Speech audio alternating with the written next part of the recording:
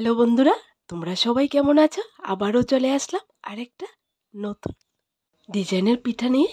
আশা করি আজকের পিঠার ডিজাইনটা তোমাদের কাছে খুব ভালো লাগবে। আজকে আমি একদম সিম্পলভাবে শুধুমাত্র চালের গুঁড়ি দিয়ে পিঠের ডিজাইনটা করে তোমাদেরকে দেখাবো। তাহলে চলো আজকের রেসিপিটা শুরু করা যাক।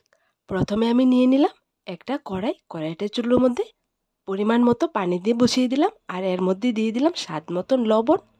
পানিটা যখন ফুটে এসছে এর মধ্যে দিয়ে দিলাম 1 কাপ শুকনো চালের গুঁড়ি। চালের গুঁড়িটা দেওয়া হয়ে গেলে উপর দিয়ে একটা ঢাকনা দিয়ে রেখে দেবো প্রায় 5 মিনিটের মতো, একদম চুলোর আঁচটাকে লোতে করে। তোমাদেরকে বলি বন্ধুরা, আজকে আমি এই পিঠের ডিজাইনটা শুকনো চালের গুঁড়ি দিয়ে করে তোমাদেরকে দেখাচ্ছি। তোমরা চাইলে আটা ময়দা দিয়েও এই পিঠার ডিজাইনটা করতে পারবে। 5 মিনিট পর দেখো বন্ধুরা, চালের গুঁড়াটা রোদ রেডি করার জন্য একদমই পারফেক্ট হয়ে গেছে। এবার আমি হাতাটা দিয়ে ভালো করে নেড়ে নামিয়ে নেব, এরপর হাত দিয়ে মাখিয়ে নেব। আজকের পিঠার ডিজাইনটা এতটাই সহজ, তোমরা যে কেউ একবার দেখলে ডিজাইনটা করে নিতে পারবে। দেখো বন্ধুরা, চুলো থেকে নামানোর পর গরম অবস্থায় আমি হাত দিয়ে মাখিয়ে ডোটাকে রেডি করে নিলাম। তোমরা তো সকলেই জানো চালের গুঁড়া দিয়ে ডো কী করে রেডি করতে হয়, একদমই সহজ। আজকের পিঠাগুলো আমি 2 কালারে রেডি করে তোমাদেরকে দেখাবো। একটা থাকবে নর্মাল চালের গুঁড়ার হোয়াইট কালার, আর কয়েকটা পিঠে আমি ইয়েলো কালার দিয়ে রেডি করে তোমাদেরকে দেখাবো। প্রথমে আমি হোয়াইট কালার ডো থেকে সামান্য পরিমাণ ডো নিয়ে নিলাম, আর হাত দিয়ে প্রেস করে লম্বা দড়ির মতো করে নিচ্ছি। এরকম করে প্রেস করে দড়ির মতো করে নেব, না মোটা থাকবে না চিকন করে নেব।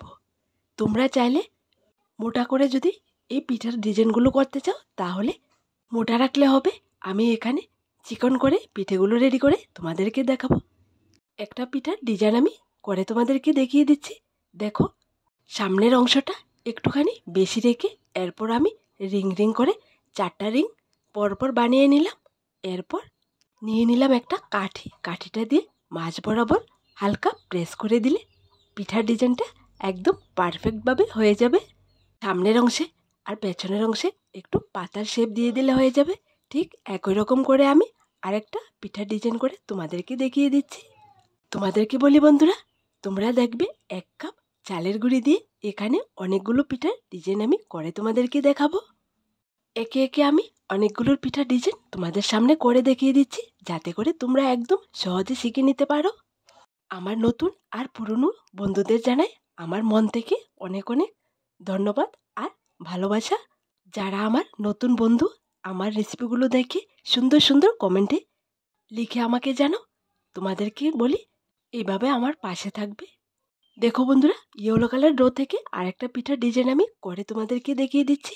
আমি কিন্তু এক হাত দিয়ে সবগুলো পিঠের ডিজাইন করে তোমাদেরকে দেখাচ্ছি, এক হাতে ক্যামেরাটা রেখে। এই পিঠার ডিজাইনটা করার জন্য একটা কাঠি হলে একদম সুন্দর করে তোমরা ডিজাইনটা করে নিতে পারবে। দেখো বন্ধুরা, এই পিঠার ডিজাইনটা আমি তোমাদেরকে একদম কাছ থেকে দেখিয়ে দিচ্ছি। দেখো ডিজাইনটা কতটা সুন্দর হয়েছে। পিঠার ডিজাইনটা খুবই সুন্দর, দেখতে যেমন সুন্দর খেতেও দারুণ স্বাদের হয় এই পিঠাগুলো। দেখো বন্ধুরা, সবগুলো পিঠার ডিজাইন করা হয়ে গেছে। শুধুমাত্র 1 কাপ চালের গুঁড়ি দিয়ে 1 প্লেট পিঠা আমি রেডি করেছি। দেখো অনেকগুলো পিঠা রেডি করেছি। এখান থেকে কয়েকটা পিঠা আমি স্টিম করব, আর কয়েকটা পিঠা আমি তেলের উপর ভেজে তোমাদেরকে দেখাবো। স্টিম করার জন্য নিয়ে নিলাম স্টিমার, এর উপর দিয়ে দিলাম প্লাস্টিকের পেপার, যাতে করে পিঠাগুলো না ভাঙে না নষ্ট হয়।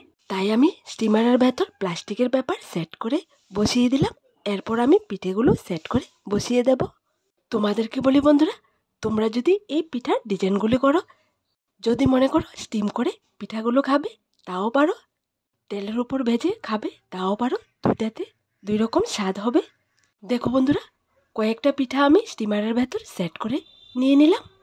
এইবার স্টিমারটা ফুটন্ত পানির হাঁড়ির উপর সেট করে বসিয়ে উপর দিয়ে একটা ঢাকনা দিয়ে মাত্র কয়েক সেকেন্ড রেখে দিলে পিঠাগুলো একদম পারফেক্টভাবে হয়ে যাবে। দেখো বন্ধুরা, কয়েক সেকেন্ডের মধ্যে পিঠাগুলো হয়ে গেছে। এইবার নামিয়ে নেব।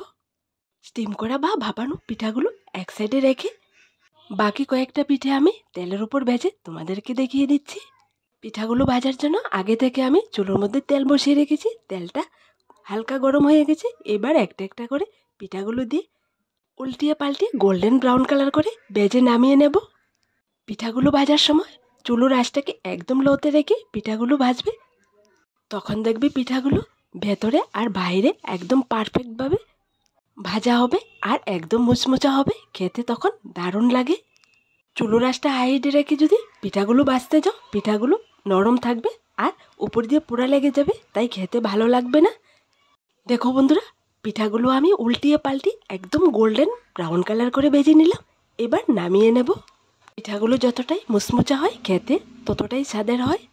তোমাদেরকে বলি বন্ধুরা, তোমরা এই পিঠাগুলো বানিয়ে বিকালবেলার নাস্তায় চায়ের সাথে বা গুড়ের শিরা করে খেতে পারবে, দারুণ লাগে খেতে। এই পিঠাগুলো বানিয়ে একদম মুচমুচা করে ভেজে অনেক দিন ধরে রেখে তোমরা খেতে পারবে, একদমই নষ্ট হবে না। সবগুলো পিঠা ভাজা হয়ে গেছে, এবার একটা একটা করে নামিয়ে নিচ্ছি পিঠাগুলো।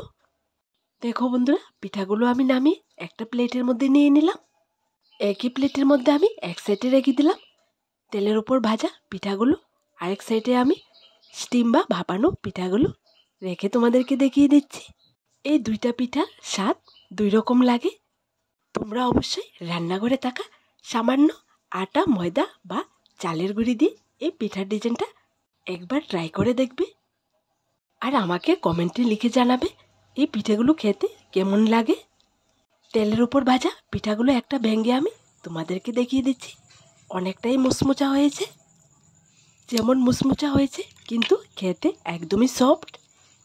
তো তোমাদেরকে বলি বন্ধুরা, আজকের এই চালের গুঁড়ি দিয়ে পিঠার ডিজাইনটা তোমাদের কাছে কেমন লাগলো ছোট্ট একটা কমেন্টে লিখে জানাবে।